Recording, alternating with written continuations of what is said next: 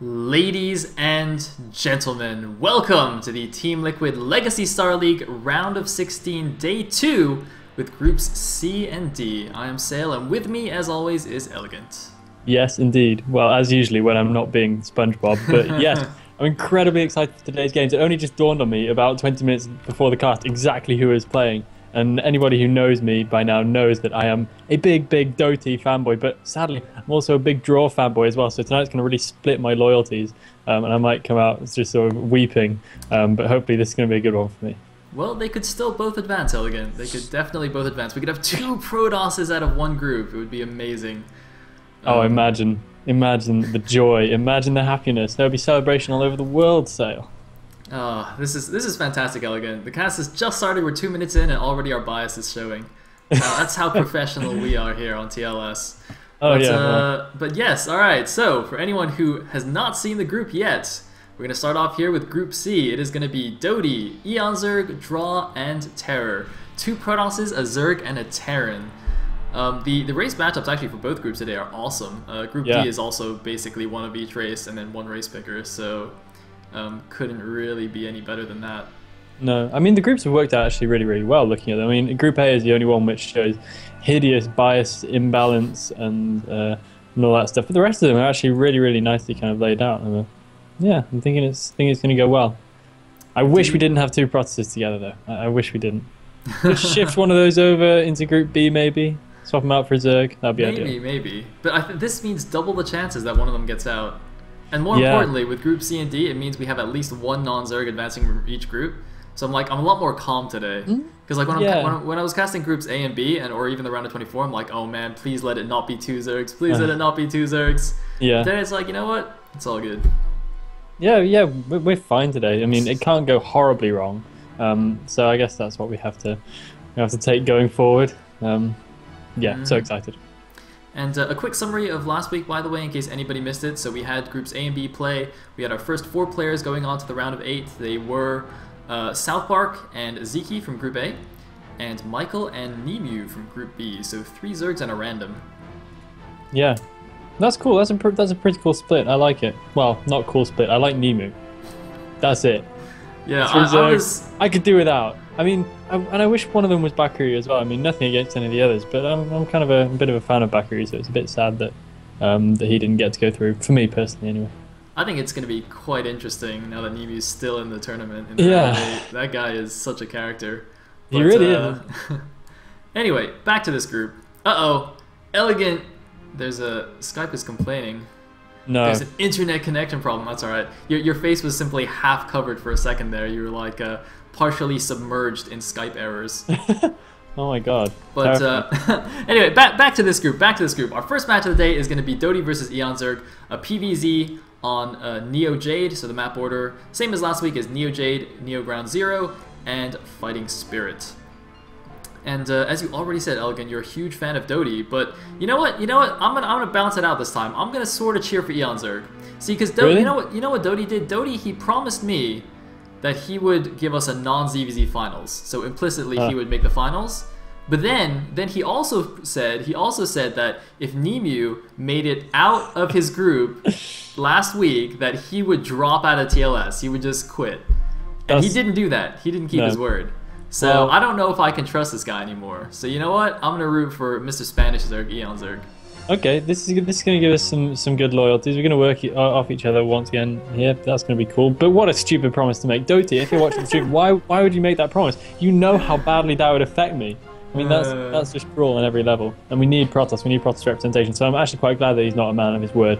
But hopefully he's still really good at StarCraft. It's a long time since I've seen him in any competitive games. So I'm hoping he can, he can show the same form that we've seen from him before, because that's what made me such a fan originally, just seeing his fantastic play. I really hope that he's kept that going. Yep, I mean, this is the guy who went toe-to-toe with Zeki in the ISL 3 finals, taking it to a final Game 9 in an amazing series. What a series that was. Yeah, I recommend if anyone wants to go check that, well, I recommend that you do go and check that series out. The VODs should be fairly easy to find. Maybe somebody can link it in the chat. Anyway, I think we've been rambling on long enough, Elegant. Are you ready to go into game number 1? I'm 100% ready. All right, let's do it.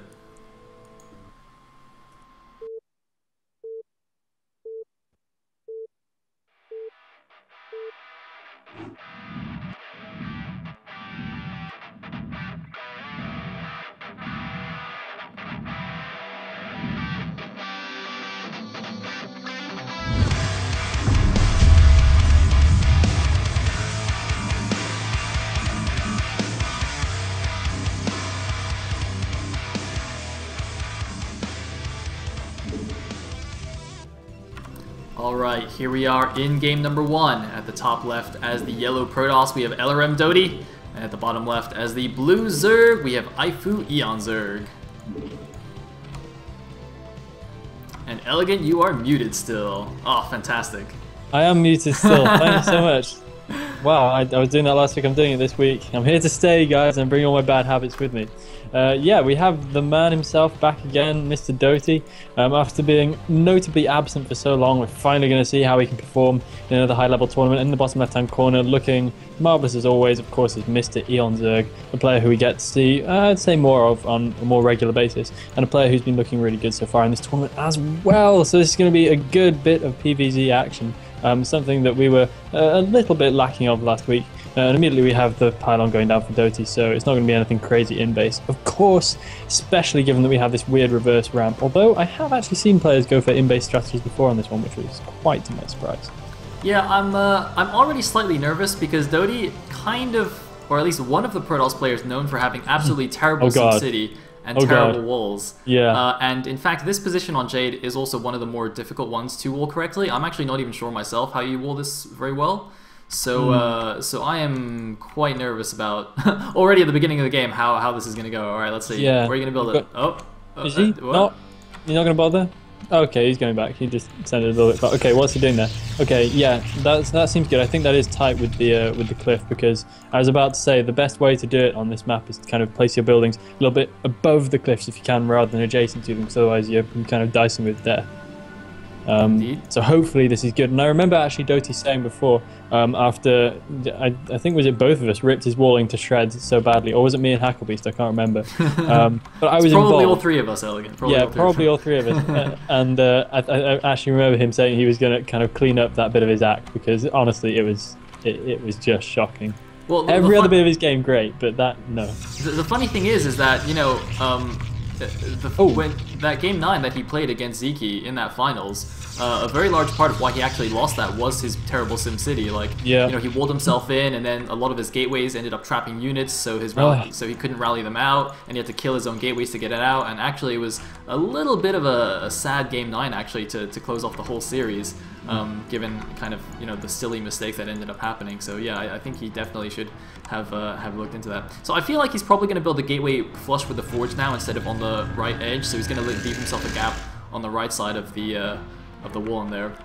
Yeah. And looks like we have the Nexus going down now. So 2 cannons before the Nexus. I think that's fairly reasonable. I believe it was an overpull here against eOnzErG, or sorry, that eOnzErG did. I'm a little bit surprised he went for the 2 cannons before Nexus. I mean, he could have got away with just the 1. The wall-in is okay. It's as good as could really be expected on this map. I'm a little bit surprised he hasn't made the gateway up on the right instead of the left, so he's only got 1 gap to block rather than 2, because of course it's not tight between that forge and that gateway, I believe. So a little bit surprised about that, but again, it's something that anyone can do. It's just a matter of preference, really, and how you like to block. And I think he could have gone for just the 1 cannon. I think he would have been all right, but having said that, maybe eOnzErG would have decided to capitalize more, so we really can't tell at this point. It looks like dOTY's heading into a pretty standard tech path for now, throwing down his gas wall. Meanwhile, eOnzErG has his 3rd base up and happening, and the probe scouts still darting around, trying to get into the main base of eOnzErG, but not able to as of yet, so dOTY's going to have to keep scouting around for information a little bit longer here. You know, about that 1 cannon thing, actually, maybe it's because he watched G5 versus Technics. Maybe. And he's like, there's no way I'm letting that happen to me. Especially since he's playing first. Could you imagine the opening game of our cast? And he's just like, oh, Ling all in, dead. Yeah, that'd be pretty terrible. So maybe he just wants to be super safe against that. Anyway, he's transferring his probes over now. He's got his core up. He's got a Zealot happening as well, so maybe he's going to try and dig in for a little bit more scouting information in conjunction with the Zealot. His scouting probe goes down, so we'll see how he uses this. It looks like he's heading out to the 3rd base. I wouldn't advise that Zealot heading too far out on its own, because of course of the Overlord outside his natural. eOnzErG's going to have seen exactly where it's headed, so he's probably going to get shut down quite quickly if he heads too far out, and he's sending another probe as well, which is probably going to get closed down quite quickly too. But he does need the scouting information. As we always stress, it's crucial in PvZ. You have to get the information, otherwise Zerg can be doing literally anything at any time, so he has to keep looking around. And now he's going for the classic 2 Zealot 1 Dragoon combo, so he's going to push out, maybe going to be able to grab that Overlord and possibly make some headways towards his opponent as well, whilst eOnzErG seems to be going for a standard lair kind of tactic and just steadily droning up. Yeah, really nice Zerg control here by eOnzErG, doing the very classic, you know, have one link chasing the probe just on right-click and then microing the rest of the links. Although it looks like he made a slight mistake here, and the probe may actually get out all the way to his base. No, he's going to try and catch it, and it looks like the probe is forced to turn back here. And, you know, going with those early Zealots, dOTY is actually quite known for having superb Zealot micros, so yeah, if he does actually move out here, he could potentially do a lot of damage. Although it looks like the Zergling's trying to get us around on the Dragoon. They might actually get it. Is he going to get the Overlord first? No, the Overlord survives. The Goon goes down. Only a couple of links taken out. Terrible trade there for dOTY. Yeah, that was really a little bit careless for dOTY right there, which is something I wouldn't usually have associated with him in terms of his micro. So he's going to have to progress a little bit more carefully than that, because that is quite a big loss for him, producing that Dragoon so early on and getting no real returns for it. Meanwhile, he has gone for the early Citadels, so we're going to see a really speed lot focused opening right here, I would imagine, or a very DT focused opening. I don't see the speed lots happening yet, but I do have the +1, so we could be seeing speed lots still to come. Whereas meanwhile, that Dragoon didn't do too much, but it did manage to chase the Overlord away before the +1 weapons started, so that could be a factor. Oh yeah, that's a good point. I'm actually a little bit surprised that the Overlord kept moving away. I thought it would just kind of chill there after taking a few shots, since obviously the Goon got sniped. But yeah, you're right. He's not going to see the +1. It is slightly later than you would need it for some kind of +1 speed lot attack, I think. So yeah, probably not going to do anything too crazy like that. Just going to poke around with the Corsair. He sees nothing crazy going on. Sees there's no second gas or anything like that. Very standard SimCities going on here. So so he knows there's nothing too much to worry about. Interestingly, building a third cannon here. I'm not 100% sure why he actually needs that. Well, he's got the +1 air weapons going on, so maybe he's playing for a really Corsair DT focused game, which can leave you so vulnerable. Yep. Yeah, going for those, you know, tech or high-tech units are quite expensive, so your ground forces are a little bit weakened. And I guess it's just a safety measures now. Nowadays, Zergs are liking to do some kind, you know, early hydro pressure just with a few hydralisks and whatnot. So so going to be safe there. But actually, eOnzErG's doing the opposite. He's going for a very fast 4th base here. This is also something that's well, it's kind of the standard thing to do ever since 5-hatch hydro became less than standard, if that makes any sense. Yeah.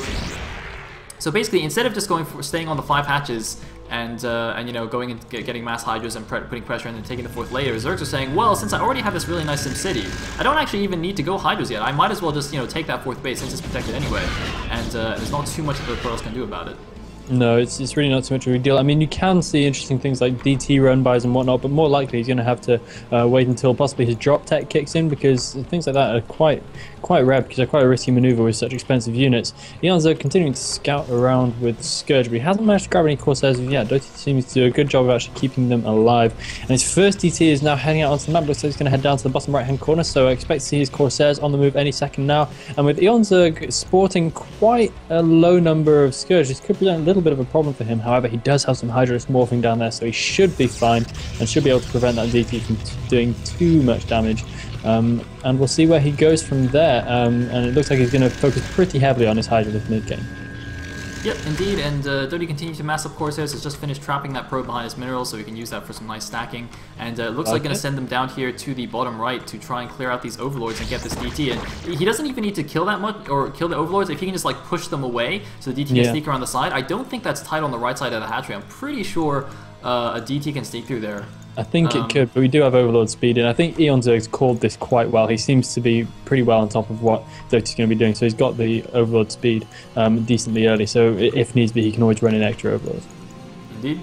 And you know, this kind of build, actually, whenever I play against this, at least in PvZ, it always, I always feel like I'm the one under pressure, because now it's a 4-base Zerg, essentially, against just a 2-base Protoss. So you know, the onus is now kind of on the Protoss to either make some kind of attack happen or go out, move out and take his 3rd base. He can't just kind of sit around on 3 bases, because otherwise the Zerg's economy is just going to kind of outstrip him in the long run. So, well, I think that's why Zergs like this kind of play, because it throws down the gauntlet for the Protoss. It's like, okay, this is what I'm doing.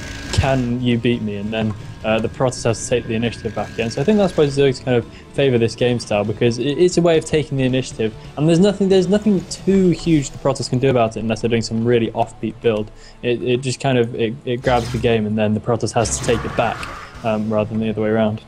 Indeed, but it looks like eOnzErG's not going to sit back either. He's sending all his Hydralisks across the map to engage the Protoss. dOTY's got 3 High Templar here. Looks like those ones barely have enough energy for a single storm here. All of them just have a single storm. Oh, he's moving around to try and snipe them down, and it looks like, oh man, not paying attention to the Corsairs either. A High Templar getting, one good storm off, but he storms his own Corsairs and forced to pull back to his natural. Not the best engagement for dOTY. He has 1 more storm left on this High Templar, almost 2, but really not so good there at first engagement. Does lay down a nice storm, but he has to trade a High Templar for it, so a fairly even trade right there, despite a high number of Hydralisks going down. But we do have a DT hacking away at the remainder of the Hydralisk army, so they're going to be forced to retreat for now. However, an Overlord comes in, the Overlord speed proving itself useful there, and if I were dOTY, I'd be a little bit worried about the army coming at me right now. I mean, eOnzErG is going to be able to produce quite heavily at the moment. I think he's probably pretty much done droning for the time being, so he's just being able to switch full on into Hydras. However, dOTY is undeterred, and he's going to keep moving out, and he's going to try and reclaim that high ground. Looks like he's going to be successful. His Zealot army should be sufficient. He wastes the storm a little bit there. He needs to be careful. He does not have that much storm in his army. He needs to make sure his High Templar don't get sniped either, but he pushes forward unstoppably for the moment and is able to seize the high ground back, which of course is going to be very important in all subsequent engagements. Yeah, eOnzErG made a slight mistake at the end of that last engagement, actually running up to the wall there and getting stormed to bits, so kind of lost a bit of the army advantage that he had after the initial engagement. And it looks like dOTY continuing to capitalize on this and moving out. Not great storm logic by eOnzErG, slightly lackluster storms as well from dOTY. It's kind of a combination of not so great storms with good Hydra micros, just making them not effective at all. No, not at all. It looks like he's going to lose another High Templar right here. He's going to get sniped off at the back, and dOTY's army is just never quite reaching that mass that he needs to properly break through. I think he would have been much better off just holding the top of that ramp right there, because otherwise he runs the real risk of getting lurk contained, and from there it's very easy to find himself in a pretty nasty GG situation where he can just never really establish the base. And it looks like he's going to get his 1 High Templar with storm sniped off as well. dOTY, you've got to be more careful, because those Dragoons, whilst good, are going to be soft if you don't have anything to defend them, and that is Storms and Zealots. Oh man, he's moving out, but the Hydras are going to cut off the retreat path. They're going to surround him. This unit is stranded out on the map. He sent a probe out to take a third, but with all these Hydras, there's absolutely no way he can stand up to it with this small amount of gateway units and no High Templar support. He's going to lose his entire army already. He's got a few units coming out from the back, so the Hydras are actually getting flanked now, but you can see that without High Templar support, he just has to pull back. There's nothing he can do against all these Hydras, and Dragoons can't even make it back to his wall. It looks like eOnzErG actually wants to go for the kill here. There's no storm on this High Templar. He has 64 energy. It needs 10 more energy. It looks like with the cannons there, it might be enough to hold off the Hydralisks, but dOTY's stuck on 2 bases against the 4 bases of eOnzErG and just keeps losing all of his units here. It's just looking so bad for him. Yeah, it's looking really bad for dOTY right now. I mean, even if he survives this, he's going to be in a nice position. Lays down 1 nice storm, but the Hydras is still battering through. They will be backed off for now, but dOTY probably needs a couple more cannons in order to defend this. However, he's spending all his cash. He's pumping out as quickly as possible, but he just hasn't been efficient with his army. He's sent a lot of units to their deaths, and he's running the risk of paying a serious price for it. And catching a few Hydras for that storm there, but again, it's not going to be a real game changer. He needs a lot of good engagements now if he's going to lever his way back into this, and some draw-style shuttle harass would definitely not go on this right now either, because as we can see, the bottom right-hand corner is actually looking quite fleshy and undefended with no overlords in there. A DT drop could really make all the difference at this point, but eOnzErG is just pouring things forward, and there we go. There we have the first 3 lurkers morphing up on the high ground, and dOTY needs to make something happen. Again, he needs to be careful though. Making something happen at the cost of your army just doesn't quite add up. Oh man, and Lurker's now moving into position. Not only is he getting Lurker contained, he's actually walled in by his own buildings anyway, so this Archon can't even leave his base because of all those emergency cannons he has to make. So he's gonna have to kill the gateway or the forge or something. Looks like the Lurkers might just kill the gateway for him, and presumably that gap between the forge and the pylon's wide enough for the Archon to sneak out. I'm not actually sure. Meanwhile, it looks like a couple of Scourge actually well positioned to snipe any dropships that might be moving out. He's got some Scourge as well with the contain, so he can snipe any observers that come out and just be super duper annoying. Meanwhile, sending Overlords to all corners of the map. Look at this, eOnzErG just playing fantastically. Very careful. Not going to let anything silly happen like what we saw with DeWalt actually in the round of 24 games. Which was actually against eOnzErG, wasn't it? Where eOnzErG got a great Lurker contain off against the Protoss. Oh no, shuttle. Oh, the shuttle has to drop its entire cargo. It's heading down to the bottom right hand corner, but gets thwarted by a small strike force of Hydralisks, brilliantly placed by eOnzErG right there. Just really seeing ahead and seeing what his potential risk could be, and dealing with it accordingly. dOTY is going to have maybe one big chance to bust out of this, and then he's really not going to be able to have the minerals to keep reinforcing his army. He needs to make it count, possibly even the earlier addition of Reavers. He needs to keep his Zealots back, because otherwise he's going to get torn to pieces by the Lurker fire. It looks like he's just going to go all in at once though. He loses his Archon quite early in. He's going to get his Observer Scourge out as well. He's going to have to use his Storm up right now. Nice Storm being thrown down on the Hydras right there, and he really softens up the Zerg lines. He's lost quite a few of his Zealots, but it's not all over yet. He does still have the force and reinforcements to keep pushing this. The problem is he's lost both of his observers now, so even if he has the army, he can't actually move out, and this is one of the reasons why this kind of style is so super annoying. Meanwhile, the 3 random Zealots that got dropped somehow ran all the way down to the bottom right, but they're going to get taken out without doing too much damage, it seems. Just a single kill on that last guy before he gets taken out, and it looks like the observer once again, no, he's not going to get scourged, so he is going to be able to move out slightly here. He needs a Storm on the Hydras. He's got no energy on the High Templar, no energy at all on either of the High Templars, so forced back by the Hydras here. The Dragoons can't really stand up to them head to head. They need that Storm support. He's massing out more units, but no more High Templar are coming out for dOTY. This is looking really, really bad for him. Yeah, he's possibly overspending slightly on Dragoons. I mean, Dragoons are going to be good right now, but a couple of High Templar would not go amiss. However, it looks like he is going to have the strength to keep pushing here. Just managing to save that Observer absolutely at the death, and it looks like he might even be able to reclaim his high ground. He has a pretty hefty number of Dragoons, but they're going to get softened up very, very quickly. Can they hold out? It looks like he's going to have to retreat. He's going to have to save those Dragoons and come back for another go. There is no point in losing your entire army now, but he is running on fumes right now in his main base, and his natural not looking too hot either. He would need to get some decent harass off if he really wants to go level in economy, because just getting a third base is not going to be enough at this point. And eOnzErG continues to stream forward units. GG from dOTY. And that was a distressing game 1, Sale. Wow. Very distressing game 1. I am very impressed though, because eOnzErG looked very, very shaky in his EVP in the round of 24. I mean, he barely made it out of his group. Like he went to the final match, played a ZVP against dOTY and almost lost that. Like dOTY actually had the game won and just managed to throw it away. So, you know, coming into today's group, I was like, wow, you know, eOnzErG, I thought he was on a roll recently, but you know, given his round of 24 games, you know, and then going into a group with 2 Protosses, I'm not actually sure if he can even make it out. And yet, here he is, you know, completely crushing dOTY. Yeah, I mean, it looks like he's worked on that between then and now. I mean, that was a strong performance from him, no doubt. I think dOTY maybe misjudged a couple of situations right there. His macro looked good, his mechanics looked right on point. But just in terms of game sense, he looked just a little bit thrown off. His early DT strategy didn't really do anything, so he was put into a defensive position. And I thought he could have done more. Yep. And also, eOnzErG's Hydra storm dodging was pretty phenomenal as well. So yeah, it was good. So I think that played a huge part in allowing him to set up that contain. It was good. But again, when you're facing against a Zerg who's doing good storm dodging, it's key to then force the position. You have to force them into position where you can get those Hydras to clump and you can get the storms in. So it's like 6 of one, half a dozen of the other still. Alright, well with that, we are going to go on to game 2. Now it's going to be a PvT. Something we almost never see in TLS. Is going to be crazy. We're going to have Droll versus Terror coming up after this break. Yes, indeed.